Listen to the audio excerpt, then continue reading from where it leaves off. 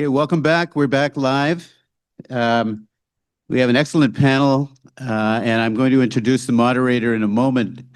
Um, but I want to tell you that food for lunch will be arriving. This is particularly of interest to students. I know that the food part of this. Um, but there is a lot to digest in other ways too, right? So thank you very much. I'm here all week. Lunch will be coming around 11:15, I'm told, and so we're going to have to do this a little bit quietly. But if you are hungry and you'd like to go quietly to the back while our session is on, you're welcome to do that. Because we have a lot of people, just leave a little bit. The students should leave a little bit for the other people. The older people need to eat too. Okay. All right. So we're on to this next session, and it's a perfect segue from the last one. Um, uh, the moderator of this session is Leah Darbyson, and she has been a remarkable contributor, not only authoring the AI paper, but also on the committee for the conference, and really contributing many things, including the poster and many other great ideas. Leah is a student, a graduate student at NIPSIA, I think in the second year. And we're going to go to her graduation when no pressure. She's become really a remarkable colleague in this effort. Leah, the session is yours. There's a button. This work? Perfect. Thank you. I did not write an introduction for you at all, but we all know how wonderful you are, so thank you. I'm very honored to be moderating this panel on AI, looking at the risks and opportunities. This is an area that I've kind of slowly been delving into because of how rapidly it's been accelerating. It's more into the mic. You good? Perfect. So yeah, I've really started kind of immersing myself into this world, which is both exciting and also just very daunting. Every month something new is changing, so it's hard to stay on track. So artificial intelligence and other digital technologies are rapidly changing the way that we learn, the way that we communicate, the way that we heal, the way that we eat food and grow food, deliver healthcare and essential medicines, and how we understand peace and justice. While the pace of change is astonishing, what's equally important is the rate at which it's becoming increasingly uneven in its application and its impacts. For many, AI and digital technologies hold the promise of closing gaps in access and opportunities due to lower barriers to entry. This means things like open AI means that anybody can be an innovator. Anybody can, kind of create and use this software to make change in any way. So that poses opportunities and risks. But at the same time, AI and emerging technologies raise new challenges of power, inequality, and control. We can talk about things like surveillance, data ownership, intellectual property, all of these things that we don't even really have a clear-cut understanding or explanation of. So it's very difficult, I think, to have these meaningful conversations when everything is still so up in the air and so misunderstood. The challenge for all of us today, whether we're policymakers, researchers, students, consultants, part of civil society, is not whether AI is going to transform our futures, but how we can shape it to harness positive opportunities and not just serve the markets. This is also in the context of the Sustainable Development Goals, which we have a looming deadline of 2030. We are rapidly off track, and I think that AI has been positioned both as a tool for change, but at the same time as perhaps a barrier, because AI, while its opportunities are immense, it also has drastic risks for our future. So today's panel, we're going to focus on that tension between opportunity and risk, and in the way that practical questions of how to harness AI for sustainable development in a rapidly changing world. So I'm going to introduce our two speakers. I use ChatGPT to produce their bios, so I would like you to tell me how accurate these are. So our first panelist to my left is Dr. Sathy Rajasekharan. He's an independent consultant working at the intersection of climate, health, and technology, advising global organizations on AI strategy and digital innovation for social development. Until recently, he served as the co-executive director of Jacaranda Health, a group that deploys and scales maternal health solutions in government health systems, which I'm hoping that maybe you could touch on a bit briefly. Earlier in his career, Sathy worked with the Clinton Health Access Initiative and held leadership roles at McGill University, where he holds a PhD in neuroscience. He brings tangible, on-the-ground experience to this panel, providing cross-cutting tech and health solutions, transforming outcomes. And the other speaker is Rafal Rohozinski. He's our second panelist and is a senior fellow at the Center for International Governance, Innovation, and a leading expert on cybersecurity, digital governments, and the geopolitics of emerging technologies. So I know this was a conversation that was brought up in the previous panel with Danny, so I think this will be really interesting to get into.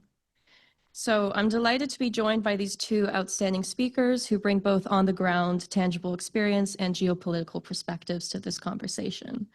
So Sathy, I'll invite you to start us off, and then we can get into a discussion. Well, thanks so much for the kind ChatGPT-induced, somewhat sycophantic bio. Thank you. It's lovely to be here. I really appreciate the invitation. It's also really nice to be on a campus and to see people in person. I thought I wouldn't have slides or anything like that. I just wanted to tell 3 stories or share 3 experiences. The first is of the work that I had done with Jacaranda Health. This is an organization based in Kenya. 10 years ago, we were looking at the maternal mortality statistics and realized that the majority of deaths were caused, maternal deaths at least, were caused by delays in seeking care. So mom may start to see spotting while she's pregnant, not know if that's a danger sign, doesn't have anyone to ask, doesn't seek care. A few days later, it turns very serious. And this is a lack of information problem. And it's a lack of information problem in what we refer to as the information age, right? I mean, we could just Google, we can, but that mom may not have access to the internet. But what we realized is most likely she has a feature phone, old school, like Nokia phone, because that's an economic lifeline for many people. So we said, oh, okay, let's start sending messages to promote, awareness of danger signs during pregnancy and the postpartum period. And I really remember this happening. Our team member came up to me one day and said, they were asking questions. And we realized we forgot to turn off the ability to text back for free. And moms were asking questions and started as a trickle. And soon we were getting 100 questions a day. And we realized we have a problem. You need to be able to triage these questions because the majority of the questions are benign. Maybe, can I eat avocados during pregnancy? Which is actually the most frequently asked question. To, I'm bleeding, what should I do? And we started looking into AI, right? This is 8 years ago now. And classifying the messages, got to 1,000 questions a day. Our AI started getting a bit better at classifying the messages. We realized it needed to speak in Swahili. We needed to train models to speak in Swahili because at the time, models weren't capable of speaking in Swahili. So we started to train our own models based on open systems that were out there. This was mentioned before, so that's really exciting. And fast forward to today, where this team answers 6,000, 7,000 questions a day, has a triaging system, is routing mothers to care, has an accuracy level of 95+%. And it's a team of 10 answering questions from now almost 4 million women who've used the platform across Kenya, Ghana, and a couple of other countries. So that's story 1, which is a story of opportunity, right? 10 people supporting millions of mothers. Story number 2 is a challenge, right? So in the last couple of months, I've really been working on honing my own development skills, software development skills, which I'm not an engineer, so I've learned with the help of AI. And I was working with a team building voice agents, so counseling services for adolescents using real-time voice. It's like you're talking to someone. Except this was in Sheng, which is a form of Swahili, and Wolof, which is spoken in Senegal, which is related to French in certain ways. And I tested it myself. It's not, deployed yet. And I realized that when I started mentioning issues of suicide ideation, there's just no response from the bot. It just didn't pick it up. And this is really concerning, right? Just kept having this conversation with me, completely ignoring the fact that I was talking about this. And what I realized after is it's related to the amount of information I was sharing with the bot. It was just too much for it to handle and trigger what commercially available models say is the guardrails that we have in place and the safety issues we have in place. And we know this is happening because there have been articles in the paper lately about issues like this coming up where the safety guardrails are failing in certain situations. And this is a function of scale. The more people use it, the more you're going to have the edge cases pop up. But the edge cases are really important. We need to build for those. We need to establish safety mechanisms for those. And the only way you can do it is by having appropriate evaluation and people who know how to do those evaluations. Which brings me to my third story, which is not really a story. It's a question for the audience. I'm going to poll. How many people use social media? So anything from Facebook to WhatsApp, et cetera, TikTok. Great. Lots of people. How many people have used ChatGPT? Excellent. How many people have built something with ChatGPT, like a bot or a tool that you use on a daily basis? Wow. Okay, so not everyone. And yet it's very easy to do this today. And I've been working with tech novices in the development space saying, okay, how do we get from I use ChatGPT to do what I do, which is print coloring pictures for my daughter, to building things. And it's that first step that's the hardest. It's getting past that fear, right, of using technology. And that fear is there for all of us in this space. And these tools were designed for us with our cultural context in mind. I can ask a question, I can have a conversation. Now imagine a situation where you grew up in an educational system and an environment which was very hierarchical, and you were dissuaded from asking questions. And you were told, we don't use tools because you could break it and that's very expensive, right? So this is a gap, right, that we're facing. And yet the only way as a population we can exert sort of some form of regulatory oversight over these tools is by understanding how they work underneath. And the only way we can understand how they work is by using them and exploring them and playing with them to their full extent. And so my sort of focus now is helping as many people as possible play and use these tools with the end view that they're not going to be building the next model, but they're certainly going to be informing the regulation and the oversight of those models. So those are my stories. I'm really excited about the questions and the discussion. Great. Well, thank you. Can you hear me? Nope.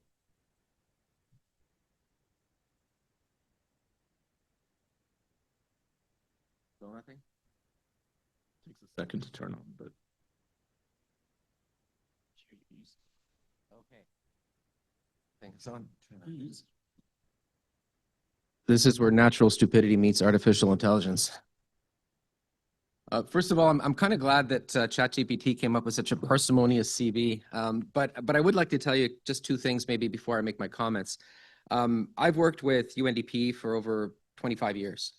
Starting off when UNDP was starting to build its offices in the former Soviet Union, and I had the honor and the privilege of working in mostly crisis countries for my career there.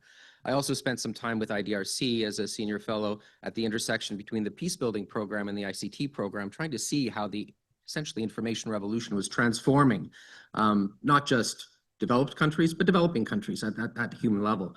I'm also the CEO of two companies that is actively developing AI tools, specifically for early warning in developing and crisis countries. So my perspective of comments I'm going to give you come from both a deep technology understanding as well as someone who's worked in the development field for quite some time.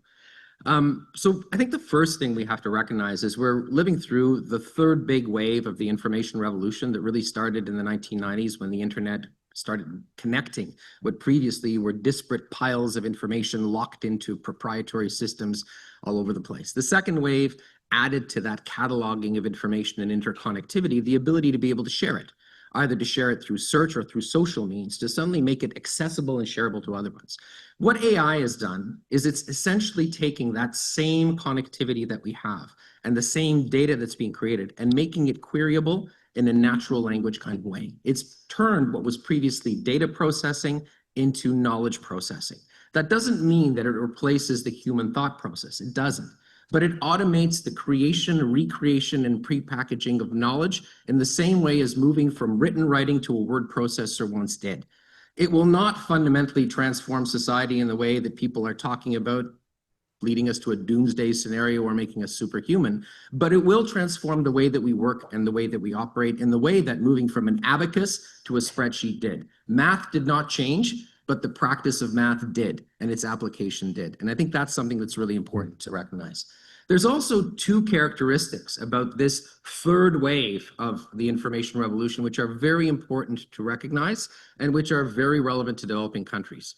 First of all, pretty well every single model that is used for AI, as well as the data that sits behind it, is open source, meaning that it's accessible to anyone here in this room. As Sathy said, if you want to build an application that leverages the world's knowledge, you can do that. So can anyone in Kenya, Zambia, or anywhere else. The threshold for entering into this level of the information economy is exceedingly low, which means that anyone can participate in its value creation. Now, there's a reason for this, and the reason for this is quite simply the following. The companies that wanted to commercialize the models of AI that emerged after 2017 when the transformer part of GPT was invented by Google, wanted to get around two fundamental problems. One was the legal liability of effectively harvesting copyrighted content, which they could do when they called it open data. And secondly, the liability of these systems doing something really, really bad, which is make it open source. So it's everyone's collective responsibility if these systems don't work. That's been great, and that's what's created this level playing field. However, the second big characteristic of this particular phase of the information revolution is that the capability to run these models is hyper-centralized. It is hyper-centralized in a very, very few companies that have both the computational power as well as the intellectual resources to keep developing them in the level that they're applicable for us right now, which means that we're left in a paradox. On one hand, we can all participate and create value using these tools, but to do so, we are more and more dependent on a very, very small number of companies, all of whom happen to be located mostly in two countries. Which leads me to the second characteristic of AI and its opportunities and risks for developing countries, and that is geopolitics. The first two waves of the information revolution existed in the glow of the era of globalization, the end of the Soviet Union, the deregulation, the creation of global markets, where basically frictionless trade, frictionless move of individuals, to a certain extent, was really the game. We've now entered in an era of re-sovereignization. In other words, where nation states reject the role of the international rules-based order, seek to build their own capabilities, and use their natural advantages, including those of owning the commanding heights of the economy, whatever they may be, to their advantage. Mr. Trump is perhaps the best example of this with his tariff policies. But if we take a look at the direction in which polls are going in France, Germany, Poland, and the UK, we are definitely entering into an era of re-sovereignization of nation states to the detriment of the international order. That means that access to technologies, global public goods, as we saw flowing out of California, Silicon Valley over the next 20 years, may become subject to exactly the same kinds of strategic constriction or denial as we've seen tariffs being imposed. What would happen, for example, if Mr. Trump woke up on the wrong side of the bed and decided that maybe Canada shouldn't have access to AWS or to Microsoft? Considering that the entire government of Canada runs on AWS and Microsoft, that could be a bit of a problem. In fact, that hyper-centralization of resources, which previously were seen as being frictionless across borders, is pretty significant. And let me give you some statistics. 92% of the global cloud market is controlled by just 3 companies. 99% of the supply of GPUs, which are the chips that are required for running AI, is owned by 1 company. China and the US dominate the supply of AI, controlling 80% of the available models. In Africa, just to give one example, Africa has less than 1% of the global compute capability while having 14% of the population. This issue of defining digital sovereignty and how to redistribute it is one of the key characteristics which all developing countries are going to have to face. In fact, Canada faces, and one of the great challenges that we have in this era of re-sovereignization. But there is some good news here, because this geopolitical competition has also created a technological competition between 2 great models of how AI is going to be deployed worldwide. The one model that we're all familiar with, ChatGPT, Claude, or anything else, is this hyper-centralized model that all of us benefit from the compute power that these hyperscaler companies can bring to bear, and that we can use it anywhere on the planet. This is called a SaaS model, right? Software as a service, essentially, which we've all grown up in. Anybody who has a laptop here open to Google or to Microsoft is using a SaaS software. That's the model that's been dominant in terms of the US, in terms of Western adoption of it. China has a completely different view. China never had a SaaS model. When you buy an AI in China as a company, you don't buy it from a cloud. You literally buy a box that you put in the corner of your office, and that becomes your AI agent. Okay, so when you buy a model that you're going to use within a corporation, a variety of reasons, historical and otherwise, in China, it's packaged completely differently. What does that mean for developing countries? Do you choose the model that's dominant in the West, where you may be dependent on a company that's run out of the United States, a data center that may be located in Europe, in order to build your governmental system? Or do you partake of a Chinese model, which will build that capability for you in your own country on hardware that you own? Now, there are pluses and minuses to both approach that obviously need to be weighed from a technology, sustainability point of view, but the point is that there all are alternatives. And those are the alternatives where, as we look to how developing countries may be adopting AI, maybe the pathways that are used more. And I'll say one more word, or one more little concept at you. There are also 2 competing ways in which AI will likely develop into the future. One is using something called large-scale language models, which is what you get when you get GPT. Effectively, it's one model centrally managed with a huge data pool behind it that you could query it, give you an answer. The other is something called small language models, where rather than being smart, a little bit smart about everything, it becomes a lot smart about very few things.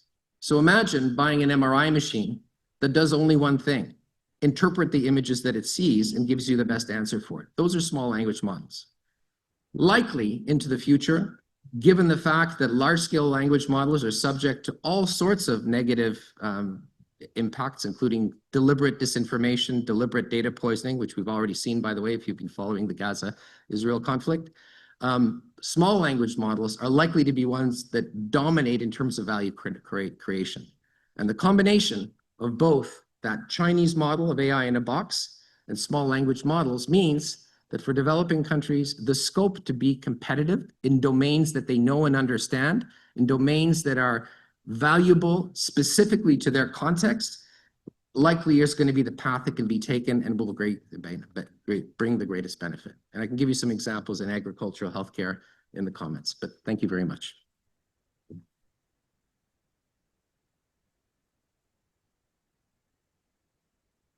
Yes, you can have your mic back. Thank you. Is yours working? Lovely. Now it is. That was, thank you so much for that talk. Even after spending all this time researching AI, there's always more to learn, which I think is the difficult part, is that there's too much to talk about. We could be here all day just doing this one panel. Just because we are ahead on time, I'm going to ask a couple questions that I've prepared, and I'm going to group them together. And then I think we can just move on to the discussion, if you guys are good with that. So this is for both of you, and you can jump in, take turns answering. But yesterday when we met, one of the things that we talked about was that national AI strategies are emerging. And I think it's difficult to find countries that haven't begun to at least delve into that area. But one thing that I've noticed is that there is no shared consensus on what AI governance, AI regulation, or AI security even means. Flipping through multiple AI strategies, whether it was the US, the UK, in Oceania, there is no rule book. And I think it's really difficult because we are kind of treading in this new world where we are sort of used to the tech development now, and we are sort of used to the digital development, but it's just such a gray area that regulation and governance, I think, sometimes is so abstract that we can't comprehend what needs to be done. There's even less agreement about the AI bubble and resource-limited settings that lack infrastructure and regulatory capacity. So that's another issue we talk about. While access is expanding, it can only go so far as you do have that regulatory capacity and the infrastructure. So with all that, I'm just kind of wondering, both of you, how can countries balance the drive for sovereignty with the reality that most AI tools, like we've discussed, and platforms are foreign owned? Is AI sovereignty even a realistic goal or realistic topic to be talking about? Or should we be reimagining other things, maybe like cooperative sovereignty? And what would that even look like? Is that possible for us to imagine?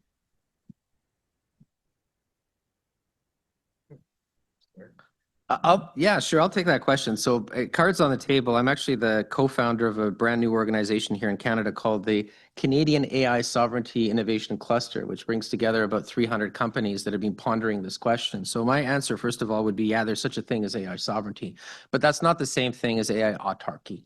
The idea here is that you're not trying to create something which is completely independent from anything else. Rather, that what you're trying to do is effectively be able to assess the vulnerability of your supply chains, so that whatever you're creating, whatever value you're creating with AI, whether it's through the production of foundational technologies, foundational models, applications, you know where your risks are and are able to manage it. So the term that we've come up with is this idea of intelligent interdependence, where you understand where the risks are and you're able to manage it. And I think that that's something which applies as much to Canada as it applies to any developing country. I think the reason why we have so much confusion around AI governance, AI strategies, is exactly the poll that was run by Sathy here, 15 minutes ago. Everyone's a user, but who's a developer? Unless you actually work with the technology, it's really, really difficult to understand what are its limitations, what are its vulnerabilities. And that doesn't mean you need to have a PhD in engineering, but you have to have some kind of sense of its usage. I used this example when we were talking yesterday. About 4 years ago, I was doing a talk for the Department of National Defense on AI. And at that time, my 11-year-old son came up to me as I was putting together the slides. And he said, "Oh, AI, I know all about that." So I kind of looked at him and say, "Okay, yeah, smarty pants, what do you know about AI?" And he said, "Well, come with me." And he takes me over to his video game and he says, "See these characters there? They're all AIs." And he was right. So in the video games that he plays, he's got something called non-character players, which are essentially artificial intelligence routines that will do things. But for him, he doesn't understand them as a technological artifact, a skill to be used. For him, they're a thing. They're like a piece of grammar that you learn as a kid. You don't need to know the rules, you just need to know how they operate. So he can intuitively understand what AI can do, should do, and can't do. And the challenge for most policymakers is that no one has that intuitive feel for it. And as a result, we write a lot of AI slop policy, which is largely meaningless. Nice. I'll take off from the AI slop policy. A useful parallel is to think about data protection acts that have cropped up in many of the countries, at least that I work in.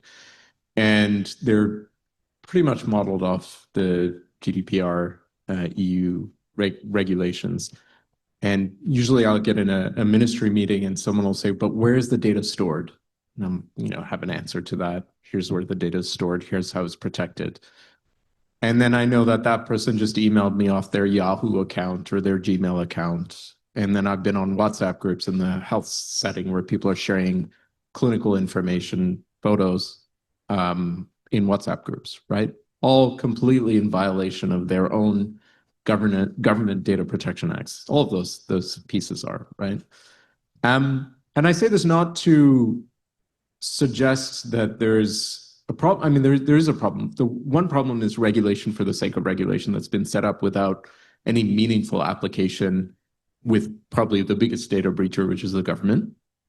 And then the second is this is inevitable, right? People need to solve a problem. They will share a picture of a case on WhatsApp because they trust the person they're sharing it with, and they need to solve that problem right now, and they can't wait for a piece of paper to be transferred over the course of hours to save a life. So there's the demand for the services, which is huge and great, and the cost of the services, which is low.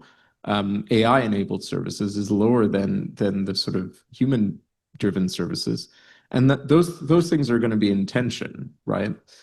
And I think the middle ground to that is exactly what Rafal was saying. We need to have greater capacity in terms of understanding the sort of pros and cons of the technology.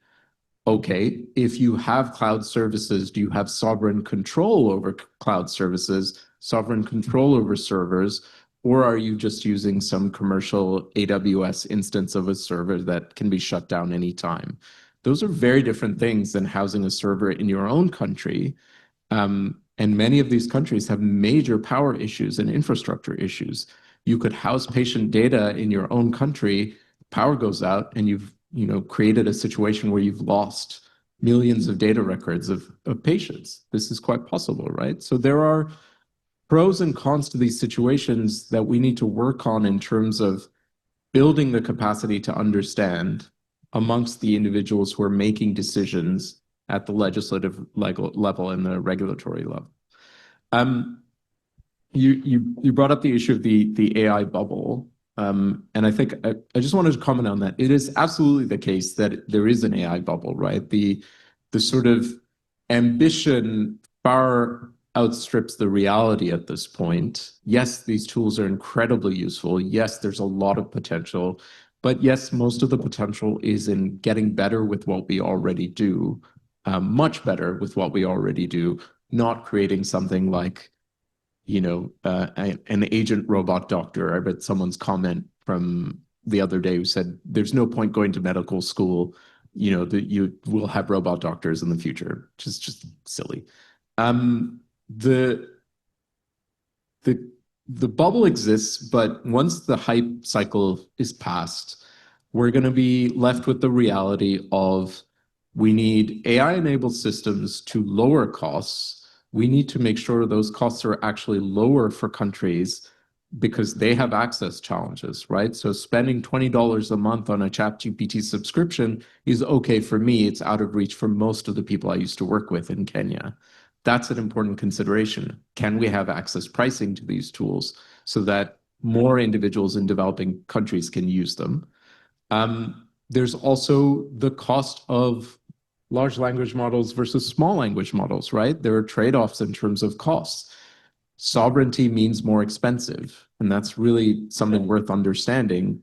Large language models are cheaper, but not necessarily better. And again, it comes down to that situation of building the capacity to understand those differences, to evaluate them, to say, here are the trade-offs: data protection, patient privacy laws, costs, scalability, and here's how we make the decision, versus AI, I'm either going to completely, block it, or I'm going to say no regulation at all, right? We can't have that in the countries that we're trying to support and work with. It's wonderful. I'm just going to ask one more quick question, and then we will move on to the discussion and the live Q&A.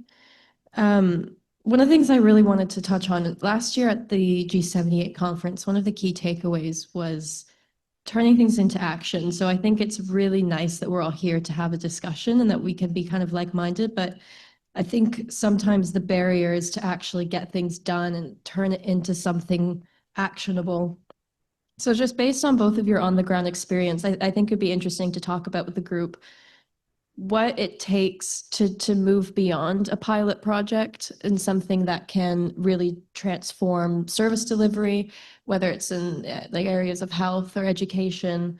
What does it take to really make something scalable and efficient and sustainable beyond just a pilot project? And then also, Rafal, if maybe you wanted to talk about the opportunities for things like early warning systems or knowledge processing. Well, I'll talk about getting beyond the pilots. First, I think pilots are great. I think we should just keep investing in pilots. There's a lot of negativity around pilots. I think the term pilotitis is used a lot. You don't get innovation without experimentation and trying and testing things. Where we fall short is the next step, right? Here's your first grant. Let's follow the next shiny thing and forget about what happens after your first grant or your first round of funding. You need to build on the pilot. And the cost of building on the pilot starts to increase with scale. And the cost of lowering the cost is quite large, right? So in our own experience, first AI model off the shelf, me and our first tech hire. Whatever we could find didn't cost too much. We got to 10,000, 100,000 users, I think. We realized we needed to invest in a couple of systems. The cost started increasing. Get to 1 million users of your technology, you need a real team, right? And that costs money, costs time, costs expertise that may not be available, although you can find it. And then you get to 4 million odd users and you have a different order of magnitude of costs to think about. There has to be patience and willingness to invest in those costs at each step of the way and building the capacity of organizations looking to scale solutions.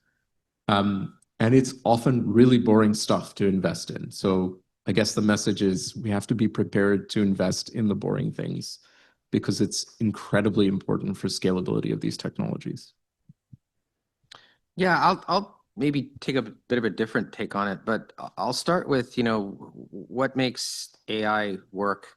Know your domain. If you know how to do a process already manual, if you understand the theory, the practice behind it, if you trust the data that you're using, AI is easy. Going from zero to hero works really, really, really well. But you need to have that domain experience.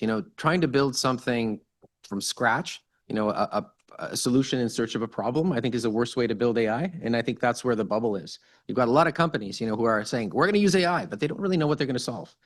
And those are the ones that are going to die off in a very Darwinian kind of way. On the other hand, domain-specific AI. I mean, let's look at agriculture. Agriculture is very specific to a region, to an area, to a product. AI does an awful lot in terms of being able to create, essentially monitoring for optimal planting, optimal harvesting, optimal seed type, et cetera. That can be very specific. It'll be specific to a particular region of Zambia. That will be the AI, the agriculture for province X. And I think there's a lot of upside for that. Secondly, this question about pilot, I love the term pilotitis, but in my experience, everything is a pilot until it's not. And that's just the part of the process of invention. The big problem I think that we've had, and I'll here use the big development industry point, is we've always thought of ourselves not as entrepreneurial seed investors, but somehow as building an institution, as if the grant is going to create sustainability. It's nonsense. Anything that you create has to create value. I think that's true. And it can be social value, it can be economic value. Ideally, it's a combination of the two. And I think that's what we need to be aiming for in terms of AI, particularly in development settings, is being able to always emphasize that there has to be a value creation here. This is not art for the sake of art. This is something that's meant to solve a problem that has value for people, and therefore people are willing to part with some of the value they've created in order to partake with it. It's a change of mindset. I think we've talked about it a lot in development, but I think, with Mr. Trump, Project 2025, we're done in terms of the old industry. Development as we've known it for the last 25 years, going back to, I'm just saying 1990, which was the transformative year, it's done. It's not coming back. It's not going to come back in the way that it did before. It's going to have to be something different. It'll be a combination of technical assistance in the way that we had it prior to 1990 and value creation. And I think we as practitioners need to get our minds around that via value creation. And I think here is where AI actually has a very natural way of being able to make that happen for all the reasons that we've already outlined on this particular panel. The last point I'd put is on this issue of, well, what happens if you lose your data because power goes out? The moment that you build data into AI systems, you actually give it a lot of neuroplasticity. And what that means is you're not actually dependent on the database that you just lost, but how it's being contextualized and interpreted into a body of knowledge, which means that even if things drop off, who cares? You can reconstruct them. So I'm a bit more of an optimist, and I'm actually coming at this from a cybersecurity point of view, where usually we are absolute purists in terms of saying we need to preserve all data in order to have it done. Anyhow. Can I just add one point? I think that issue of value is really important. I would say, just from personal experience, that what set us apart as from pilot to scale was the fact that we said we want to build something that generates impact, improves lives for pregnant women and new mothers, and we want to do it for less than $1 so that we can sell this to the government and they take it on. If we hadn't had that, we wouldn't have had the constraints to go out and use AI. We would have hired, I don't know, 100 people to answer questions on a help desk, because we wouldn't have cared about the costs, right? So we had the self-imposed constraint, and I think that really matters. And that is the true value of the technology at this point. Cool. I really appreciate the positive outlooks, because I think sometimes I just get really bogged down in the negative. So I really appreciate that. We're going to move to the discussion now, the questions. So just to make sure that the online group feels seen, I'm going to read one of their questions while we're setting up a mic for somebody who has a question in person. So from online, we have a question on how the AI-driven data ecosystem, the demand for data and training content, might be perpetuating extractivist relationships between the global north and the developing world. And before we get into that question, does anybody have anything in person? Yes. Of the two elements of this session, opportunities and threats, I would like to ask a question about the threats. One in particular. I wonder if any of you have insights into the role that AI is playing in the modernization of nuclear weapons systems. And related to that, how much easier it might be for states that have an interest in developing systems or expanding their systems to do so with the emergence of AI. Thank you. We take one more and then. I just spent some time this year developing a paper using in collaboration with AI on building peace in the world. It was a very interesting experience. I asked AI to tell me, to define itself to me. That was a very interesting answer. And I could say from my years working on peace building and as a peacekeeper myself, that the plans and the evaluation and it was very, very sound, very, very interesting. But one angle of my paper was to look at its ethical, moral, value base, and so, I said, I think AI, can help with peace building. Could you comment the pros and cons? My answer, and they said, oh yes, AI could help you positively, and also AI could be negatively impacting peace in the world. Then I asked a question about what do you feel about the Asimov law of robotic? Do you think that could be helpful, in giving you a framework that basically would safeguard life on this planet? And then I had, comments, from ChatGPT about each one of the laws and how it could be applicable, but the fact that there must be a global willingness, to establish that framework. So I would like your comments on that, please, on that particular moral and ethical base for coders and for everybody building on the system. Thank you. Feel compelled to, as an Asimov fan, to talk about the 4 laws of robotics.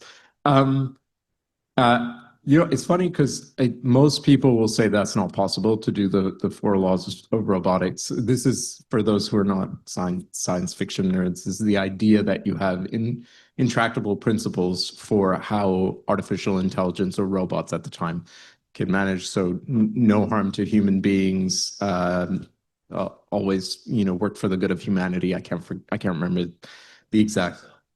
They no harm to themselves. That's right. And anyway, I actually think there's a version of that that's more complicated that can be instituted, yes, at a global level.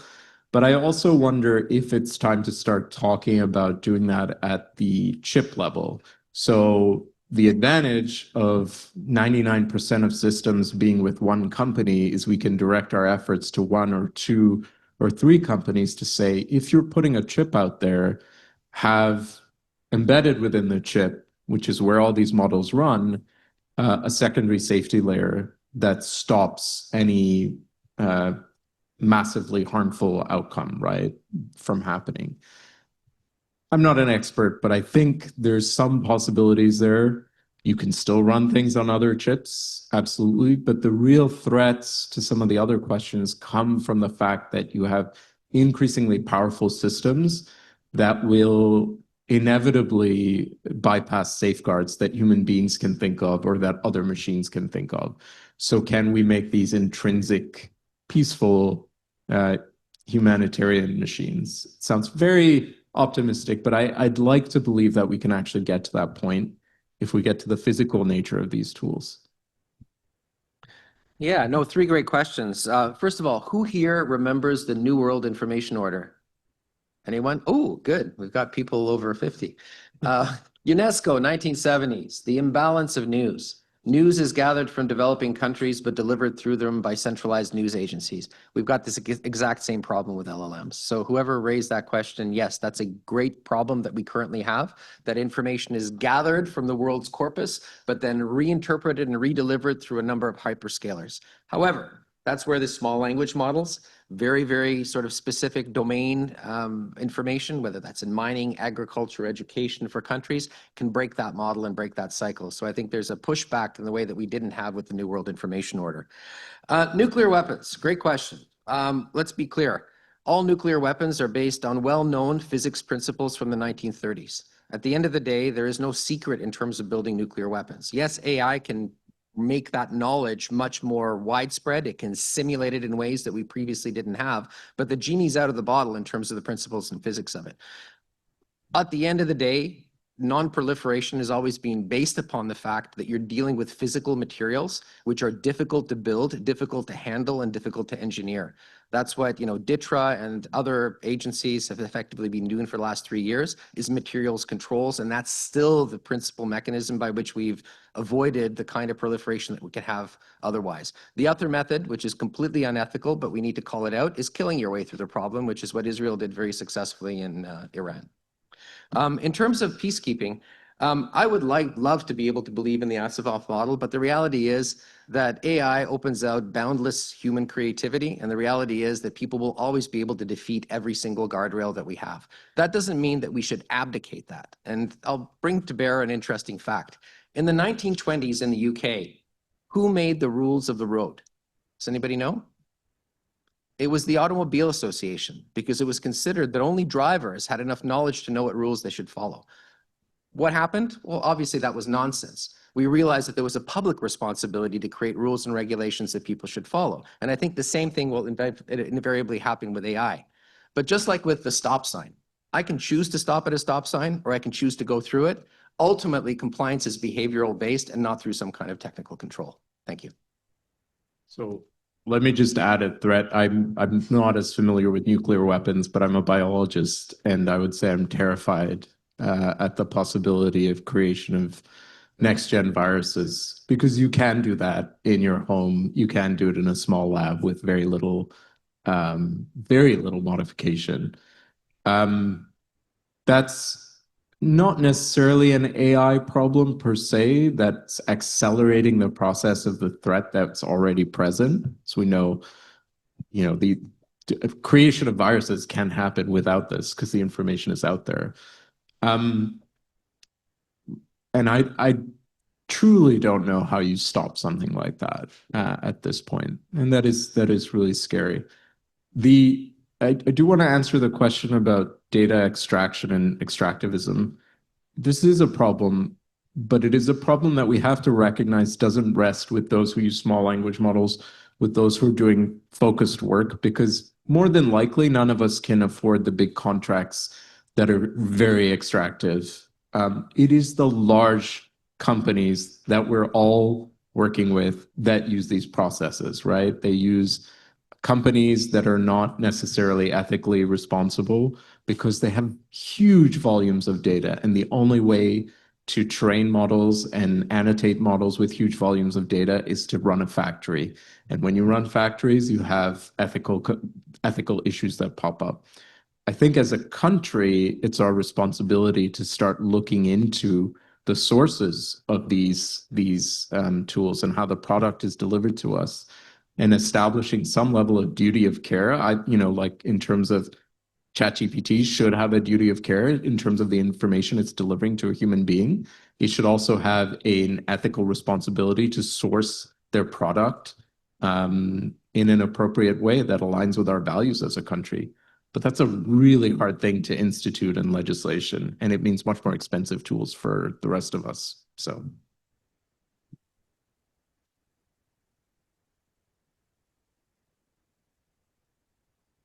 Thank you. If I'm listening right, your main point is talking about AI as a technology, an extraordinary technology, and already in medicine, it's already doing extraordinary things in research, so forth. I'm much more interested, especially in relation to international cooperation and development, that we're talking about a revolution. We're talking about an industrial revolution, much more far-reaching, most likely, than the first industrial revolution over 100 years ago.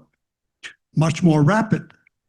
It took pretty close to 4 generations before it really hit the agricultural sector through employment. Yet, the first generation learned to drive a tractor right away and even to repair it. So I would like to have some reflections on the revolution part, not on the technology. It's not important if my generation doesn't master the artificial intelligence. I'm using it a little bit, but it doesn't matter. I know that my sister's great-grandchild of 9 years old is already mastering much more than me, so I'm not worried about that.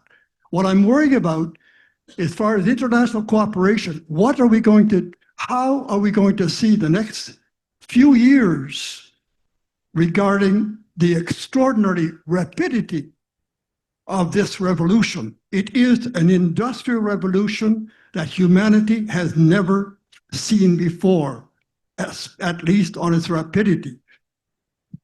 So I don't know if you have any comments on that, but that I think is the main concern for someone who's been in life, all my life, working life in international cooperation. Whether my generation masters it or not is beside the point. But it is not beside the point. Policy-wise, geopolitically wise, Africa-wise, let's not forget that Africa in a few years will be 1.4 billion people. Already they're using, and they're much more advanced than me on using AI. That doesn't prevent them from maybe being the first victims of its use. Thank you. Thank you. Hello. So a couple of very short questions. One is, under AI, there's the issue of control, and it's not just possible, probable, and it's being done. And it's also control without representation, because you've got state control and then you've got, corporate control. And the privacy issues, that's no longer possible. So comments on that. The second is that AI is also an energy consuming beast. And is that not possibly one of the counterbalances to that in terms of who controls the energy can also control the data farms, et cetera. And the last point, and we haven't talked about this, AI is male dominated and the male bias is within the information that we get, the information we ask. Is that not being addressed somewhere in this? Because most of the geeks are guys and most of the coders are guys. So, and those biases do get into the AI. So those three. Thank you. Wait. There's two more. There's Should I ask? there's someone under 30 here. Maybe we can ask them. Thank you for the talk. My question has something to do with AI arm control. As you can see now with the conflict in Ukraine and in Israel-Palestine, AI or like unmanned automated weapon has been used widely. We see the drone attacks on Russia, and that has taken out a lot of their valuable aircraft. And in the case of Israel-Palestine conflict, AI is being used to identify targets in a rate that is extremely rapid and with very little meaningful human oversight. And there has already been theorization of use of AI-powered drone storms in the future in the battlefield. And given the rise of geopolitical tension, countries are racing to build these systems without any existing specific treaties to regulate them. And we know that Geneva Convention mandate proportionality and accountability in military strikes. So I wonder, in this environment, how do we impose some sort of regulation or norms or arm control on the development of unmonitored AI weapon? Thank you. Yeah, hello. My name is John Anderson, and I work for PIPS, one of the big federal unions, and we have about 85,000 members, and I work on artificial intelligence. And through that mechanism with other unions, I had a chance of meeting last week with Evan Solomon, the Minister of Artificial Intelligence. Although, unfortunately, Evan Solomon is only one of 4 ministers in the federal government cabinet right now who are dealing with artificial intelligence. There's a Treasury Board minister, there's the Minister of Labor, and there's the Minister of Government Transformation, and they're all dealing with artificial intelligence. We would like to see there to be, first of all, more Canadian and national ownership of artificial intelligence. I think that's been mentioned, but in terms of data centers, in terms of the mechanisms which people are using, they're mainly foreign owned. And other countries, even smaller countries, not just the United States, but I see the big French artificial intelligence organization Mistral is moving to Canada. I see now is opening. We don't have that kind of equivalent here yet. I know Cohere is looked upon as one. We've got to develop our own mechanisms, and we've got to have more in terms of governments also doing their own smaller language model projects. Secondly, I think we need regulation to artificial intelligence in Canada. We were able to do that with communications with the CRTC. It regulated both telephone companies, it regulated television, radio, et cetera. We need some kind of independent regulator, which is not the government, but something which is independent and around artificial intelligence. Because there's a whole series of things, and it's not just privacy issues. It's issues in the workplace. It's issues in how people are going to be affected by AI, which need to be looked at.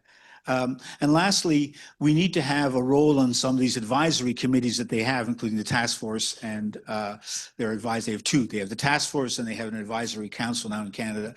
As a result of this meeting, we got a labor representation on the task force, the only one. Before that, it was only science and business advising the government. I think that's wrong. We need labor, we need community also advising the government in terms of how they're being affected by AI. I think that's the only way of getting the use of AI in the kind of way that that Canadians will be able to benefit from.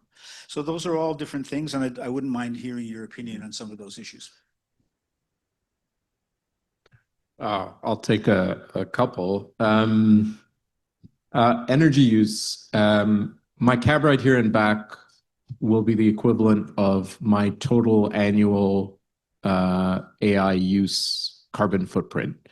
And I'm a super user of AI, I would say. I use it quite a lot. The training of the GPT-4 or GPT-5 model is the equivalent carbon footprint of Taylor Swift's Eras tour. The only thing, and this is not to belittle the energy use, it's significant, but the thing that's going to optimize the energy use is the AI, not the other stuff, right? Like my cab ride will continue. So I think we need to cut the models and the development some slack because it's in the best interests of the commercial purveyors of the model to reduce their costs. Energy is a huge part of their costs. I actually believe they will figure it out because it's in their best interest to do so.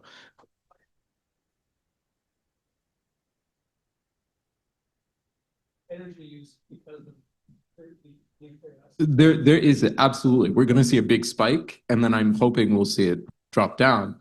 But this is an opportunity for Canada, right? In terms of resourcing, in terms of sequestering data centers, in terms of being a powerhouse related to our natural resources, but also to recognize the environmental consequences of that and what that means.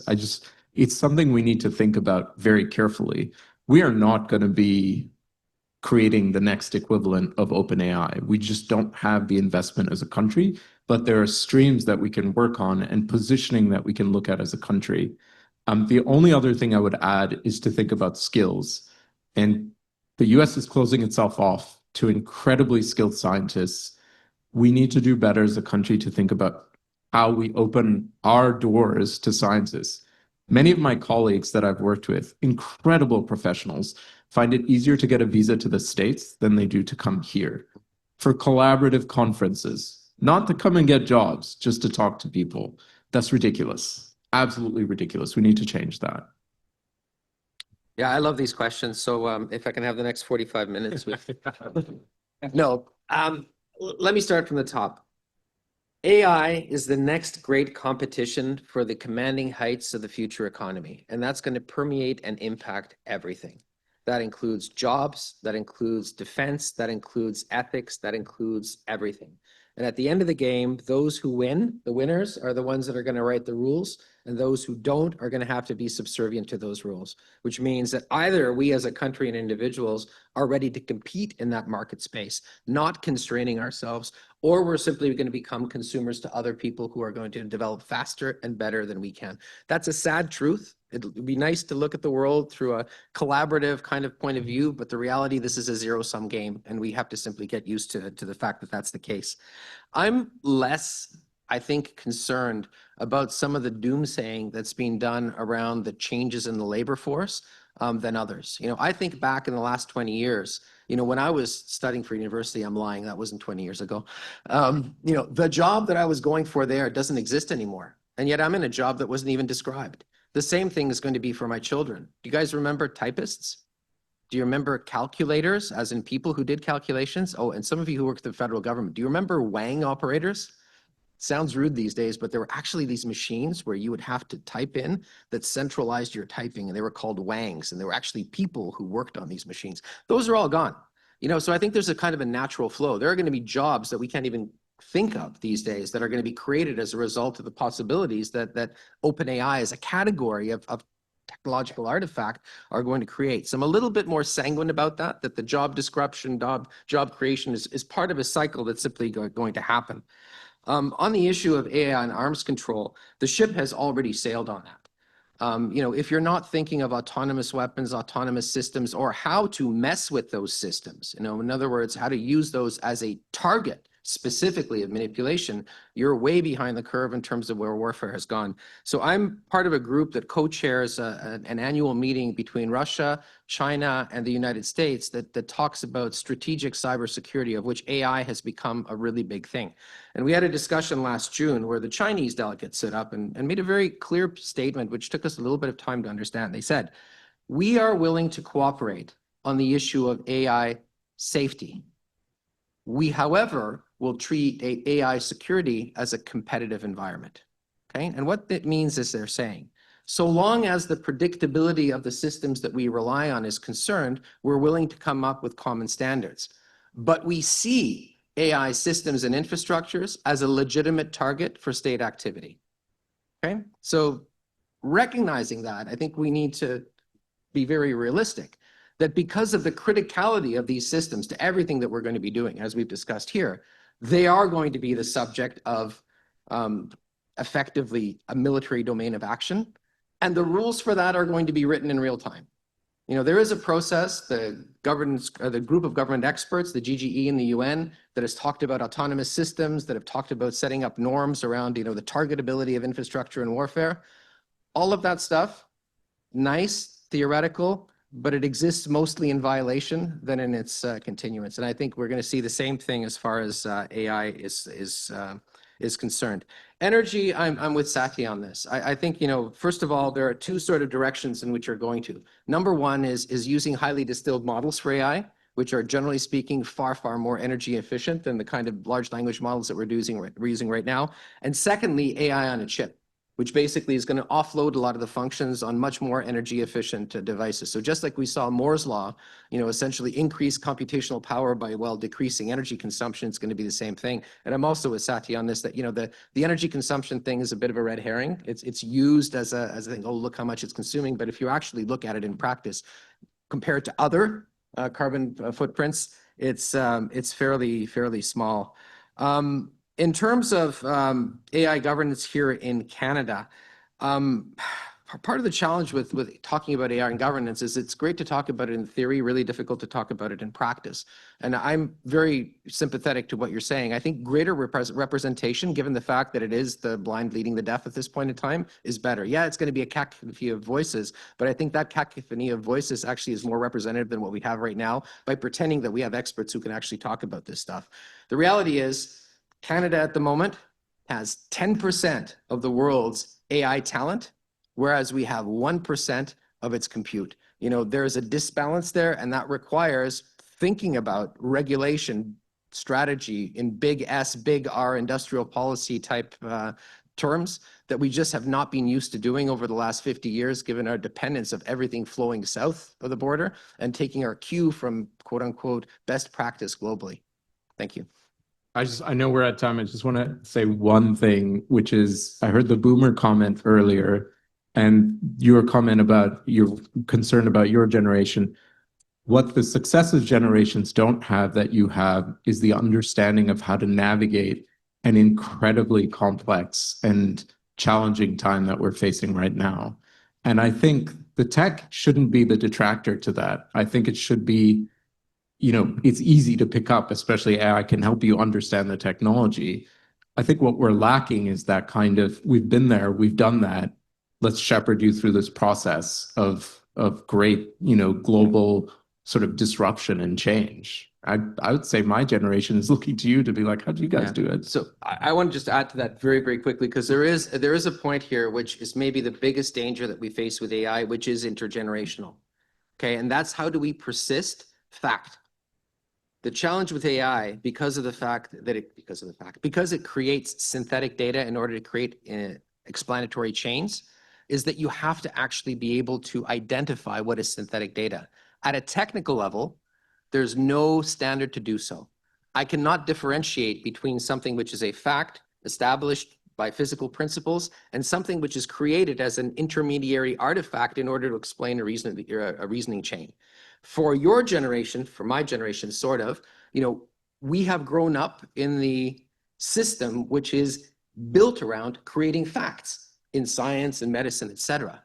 For a new generation, establishing what is fact as opposed to what is a truth, which is subjective, which is what AI creates, increasingly becomes problematic. And that is a metaphysical problem, which has a technological basis, which we have not yet overcome in the way that we've employed AI. Thank you. All right. Is this a superb panel or what? Thank you. Thank you all. It's the best thing that we've heard on this.